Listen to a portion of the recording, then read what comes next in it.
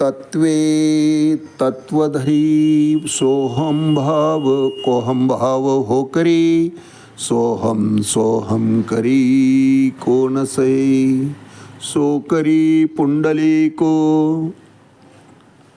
ज्ञान पुण्य श्लोको विठ्ठली त्रैलोक्य उधरिले सखी जाय तेथे भाव बळीवंत प्रपंच देहात नाही तुझ ज्ञानदेव पुसे निवृत्ती सौरसे पुंडलिके कैसे पुण्य केले मापुली ज्ञानेश्वर महाराज की जय. एक तरी ओवी अनुभवावी या ज्ञानयज्ञात आपण श्रीमद भगवद्गीता अध्याय 8 त्यातला श्लोक क्रमांक 20 आणि माऊलींनी या श्लोकवर ज्ञानेश्वरीमध्ये 172 क्रमांकाच्या ओवीनं 8व्या अध्यायात केलेलं भाष्य याचं आज आपण चिंतन करणार आहोत. परस्तस्मात् तु भावो अन्यो अव्यक्तात् अव्यक्त सनातना यः स सर्वेषु भूतेषु नश्यत्सु न विनश्यति. अर्थात याहून अन्य एक अव्यक्त आणि व्यक्त प्रकृती आहे जी या व्यक्त आणि अव्यक्त जड पदार्थांच्याही पलीकडे आहे. ती अव्यक्त स्वरूपात आहे. व्यक्त अव्यक्ताच्याही पलीकडं, परंतु अव्यक्त स्वरूप कसं तर माऊलीच वर्णन करतात. स्वस्ती श्री वटेषु जो लपोने जगदाभासो दावी मग ग्रासू प्रगटला करी. निराकार निर्गुण भगवंत ईश्वर तत्व आणि त्याचं ते धाम हे अव्यक्त स्वरूपात ह्या व्यक्त अव्यक्ताच्याही पलीकडे आहे. ती परा आणि अविनाशी शक्ती आहे भगवंताची. संपूर्ण जगताचा जरी प्रलय झाला तरी हे धाम हे ईश्वर तत्व हे कधीच नष्ट होत नाही महाराज. भगवान श्रीकृष्णाची आध्यात्मिक शक्ती खरं तर खूप अलौकिक आहे, सनातन आहे. ब्रह्मदेवाच्या दिवसा आणि रात्री व्यक्त आणि अव्यक्त होणाऱ्या या भौतिक प्रकृतीच्या परिवर्तनाच्याही पलीकडे ती शक्ती आहे.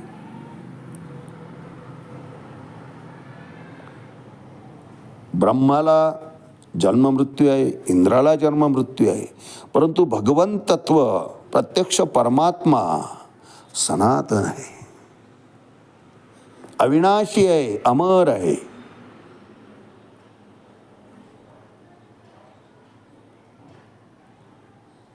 आणि त्या धामाची प्राप्ती जीवाला या नरदेहातून सहजपणे प्राप्त करून घेता येतं.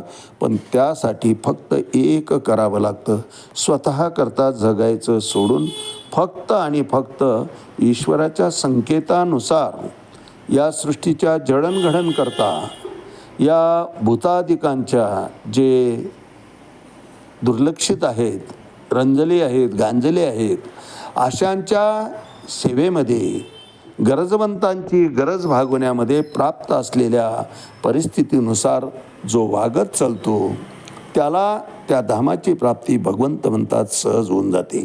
कारण कृष्ण भावना भावित झाल्यामुळं त्याला स्वार्थ माझं मी या सगळ्या संज्ञा त्याच्याकरता संपलेल्या असतात महाराज. तो परब्रह्मची मनुष्य देहे ओळखतो, मनुष्य वेशे ओळखतो माऊली म्हणतात. ज्ञानाग्नीचे नेमुखे जेने जाडिली कर्म शके तो परब्रह्मची मनुष्य वेखे ओळखतो. परब्रह्मामध्ये आणि अशा कृष्ण भाविक माणसामध्ये काहीच फरक राहिलेला नसतो भगवंत सांगतात. आणि मग त्याचं स्थान या व्यक्ता अव्यक्ताच्या पलीकडे त्याला ते प्राप्त होतं. तेच मोक्ष आहे महाराज. भगवंत त्याला मुक्ती प्रदान करतात. मग जरी जगताचा, या त्रैलोक्याचा, या सृष्टीचा विलय झाला, सर्व ईश्वर तत्वामध्ये जरी समाविष्ट होत असले तरी त्या धामाप्रती गेलेल्या त्या जीवात्म्यात काहीही परिवर्तन होत नाही. भोग त्या ठिकाणी सर्व संपलेले असतात. भोगाच्याही पलीकडे गेलेले असतात. व्यक्ताव्यक्ताच्या पलीकडे आहे तसं इच्छा, आकांक्षा, भोग याच्याही पलीकडे तो जीवात्मा गेलेला असतो. ब्रह्मतत्वाशी तो एकरूप होऊन गेलेला असतो.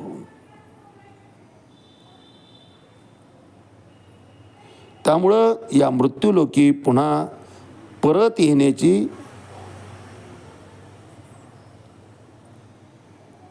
त्याची पूर्ण स्थिती, अवस्था ही संपलेली असते.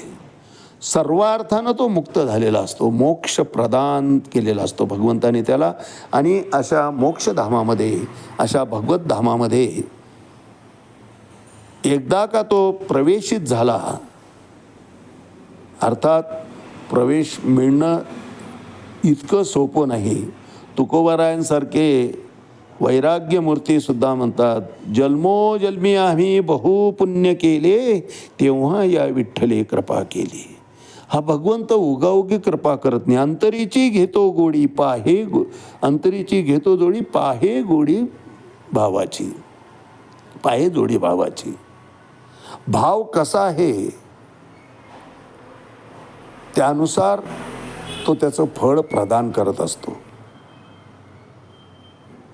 म्हणून ज्या क्षणी जीव भगवंताचा होऊन जातो सर्वार्थानं, त्याच क्षणी भगवंतही त्या जीवाचा स्वीकार करत असतो महाराज. जो जो मज भजे जैसा जैसा भावे, तैसा तैसा पावी मीही त्याशी. एकदा सोपान वृत्तीमध्ये जर जीवात्मा आला, स्वतःचं करण्यासारखं काहीच राहिलं नाही, तर अशा जीवाच्याही मागं पुढे भगवंत उभा राहतो.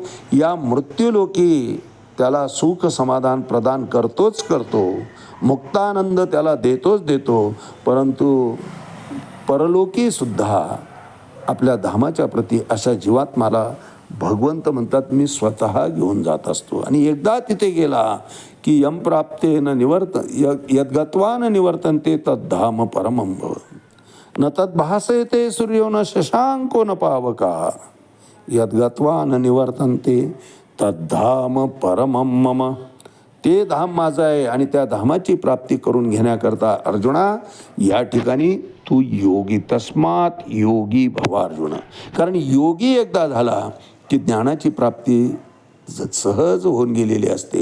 आणि ज्ञानाची प्राप्ती झाल्यामुळं हे समस्त श्री वासुदेवो ऐसा प्रकृती रसाचा ओतला भावो, भक्ता माझी रावो ज्ञानी आतोची. तो योगी ज्ञानवंत होऊन जातो. आणि ज्ञानाची प्राप्ती झाल्यामुळं मग मी आणि माझं हे सगळं संपतं. या जगतामध्ये रिकाम्या हाताने आलो आहे आणि रिकाम्या हातानंच जायचं आहे, हे बुद्धीमध्ये फिट होतं महाराज. हा अध्यात्माचा नियम अशा साधकाच्या जीवनामध्ये सर्वार्थानं उतरतो. आणि या सर्व ज्ञानाची प्राप्ती झाल्यामुळं मग हव्यास संपतो, मोह संपतो. काम, क्रोध, लोभ, मोह, मद, मत्सर षड्रिपूंचा त्या ठिकाणी पूर्णपणे नाश होतो. तुका म्हणे विठ्ठल भरला सबाह्य, उने काय आहे चराचरी, अशी अनुभूती येते. आणि एकदा हा विठ्ठल हृदयामध्ये शिरला की काम क्रोध केले घर रीते. हे शरीरातून काम क्रोध हे सगळे षड्रिपू सहजपणे बाहेर पडून जातात. उरतं ते ईश्वरी तत्व आणि ते तत्व त्या ईश्वर तत्वात समाविलं जातं. त्यामुळं याच देही याच जन्मी मुक्तानंद अशा साधकाला अनुभूतीला येत असतो. मुक्त झालो ऐशे बोलो जाय मुके, तुका म्हणे दुःखे बांधला तो. मोक्ष अवस्था ही सांगण्याची नाही महाराज, ती अनुभूतीची आहे. काही नाही महाराज, काही करण्यासारखं राहिलं नाही, मस्त आहे, आता जायची तयारी आहे, असं जे बोलतात. तुकोबाराय म्हणतात, तुका म्हणे दुःखे बांधला तो. त्याच्या इतका हव्यास किंवा त्याच्या इतकं स्वार्थी दुसरं कोणीच नसतं. कारण मुक्त अवस्था ही बोलण्याची नाही, अनुभवण्याची आहे. अनुभूती मिळण्याची ती अवस्था आहे. मुक्त होता परी बळेची झाला बद्ध. वास्तविक जीवाची मूळ अवस्था ही मुक्तावस्थाच आहे. परंतु मायेच्या प्रभावामुळे तो जीव बद्ध होऊन जातो आणि एकदा बद्ध झालेला जीव हा दिवसेंदिवस खाली खाली जात असतो. तान हम द्विषतः क्रूरान संसारेषु नराधमां क्षिपामि अजस्रमाशुवान आसुरे शैव योनी. आसुर योनीपर्यंत अधोगतीला असा जीवात्मा जात असतो.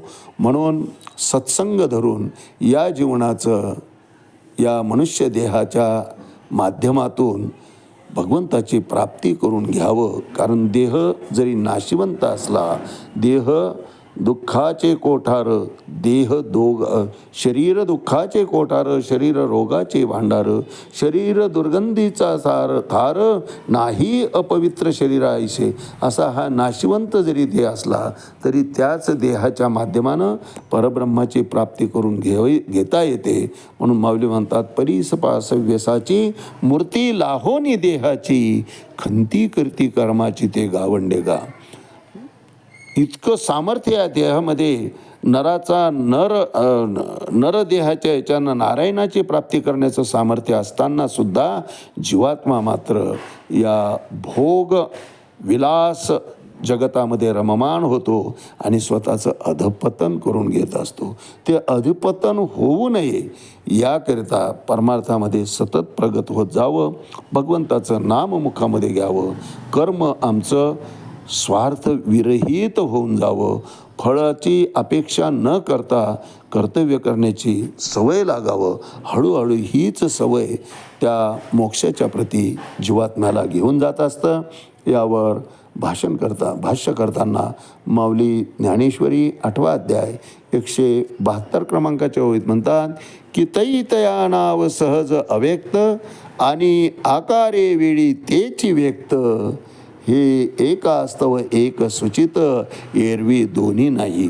वास्तविक माऊली सांगतात की वास्तविक हा जो व्यक्ताव्यक्ताचा खेळ आहे, भगवंत अर्जुनाला सांगतात की अर्जुना, हा जो व्यक्ताव्यक्ताचा खेळ आहे वास्तविक मुळात अव्यक्तच आहे. व्यक्त असं काही नाहीच. व्यक्त होतं ते मायेच्या प्रभावामुळे दिसतं, मायेमुळे ते दिसतं. वास्तविक सर्व काही अव्यक्त स्वरूपात आहे. भगवंत सांगतात की तै तया नाव सहज अव्यक्त. एकदा नाश पावलं, बिल्डिंग इमारत पडली, विटा ज्या मातीपासून निर्माण झालेल्या होत्या त्याच मातीमध्ये समाविष्ट होऊन गेल्या की ते अव्यक्त स्वरूपात. मग वीट कुठे आहे म्हणल्यावर सांगता येत नाही महाराज, परंतु ती कुठे गेली, मूळ स्वरूप मातीचं जो होतं त्या मातीमध्येच ती एकरूप होऊन जाते. तसा हा व्यक्त झालेला जीवात्मा, व्यक्त झालेली संपूर्ण सृष्टी पुन्हा अव्यक्तामध्ये सामावली जाते आणि अव्यक्तातून पुन्हा ब्रह्मदेवाचा दिवस उगवला की व्यक्त स्वरूपात येत असता. हा व्यक्त अव्यक्ताचा खेळ असला तरी मूळ स्वरूप जे आहे भगवंत सांगतात ते अव्यक्त असंच आहे. तै तया नाव सहज अव्यक्त आणि आकार वेळी तेची व्यक्त, हे एकास्तव एक सुचित एरवी दोन्ही नाही. अर्जुना, हे व्यक्त झालेलं अव्यक्त होतं आणि अव्यक्तामध्ये आलेलं व्यक्त होत असतं. प्रत्यक्ष गोचर साकार होते त्यावेळी त्याला आपण व्यक्त म्हणतो. व्यक्त व अव्यक्त ही दोन्ही नावं एकामुळेच होतात. अव्यक्त जो परमात्माचं स्थिती आहे त्या परमात्म्याच्या अव्यक्तातूनच व्यक्त होतं आणि पुन्हा अव्यक्तामध्ये समाविष्ट होऊन जातं. अशी ही सापेक्ष स्वरूपाची आहे. आदी मध्य आणि अंत हे तिन्ही जयापरी, ही तिन्ही जसं आहेत की जन्माला येतो, पालनपोषण होतं, या ठिकाणी वावरतो आणि शेवटी मरण त्याला प्राप्त होतं. हे आधी मध्य आणि अंती हे प्रत्येक याला ठरलेलं आहे. मध्यचा जो काळ आहे तो आपल्याला व्यक्त स्वरूपात दिसतं. वास्तविक आधी जे होतं ते अव्यक्त होतं आणि शेवटी अंत जे होईल ते अव्यक्त स्वरूपामध्येच जाईल. म्हणजे जसं आपण यायच्या आधी दिसतो का महाराज? नाही, पण जन्मल्यानंतर मात्र आपण दिसत असतो. म्हणजे ही व्यक्त स्वरूप आहे. आणि मृत्यूनंतर पुन्हा कुठं जातं तर मूळ ठिकाण जिथं आहे त्याच ठिकाणी जीवात्मा सामावला जातो. आकाशातलं पाणी जसं समुद्रात मिळतं अगदी त्याप्रमाणे आज याच ठिकाणी थांबूया. रामकृष्ण हरी पुंडलिक वरदा हरी विठ्ठल श्री ज्ञानदेव तुकाराम पंढरीनाथ भगवान की जय. माऊली ज्ञानेश्वर महाराज की जय. जगद्गुरु तुकाराम महाराज की जय. शांती ब्रह्म एकनाथ महाराज की जय. आदि शक्ती मुक्ताबाई की जय.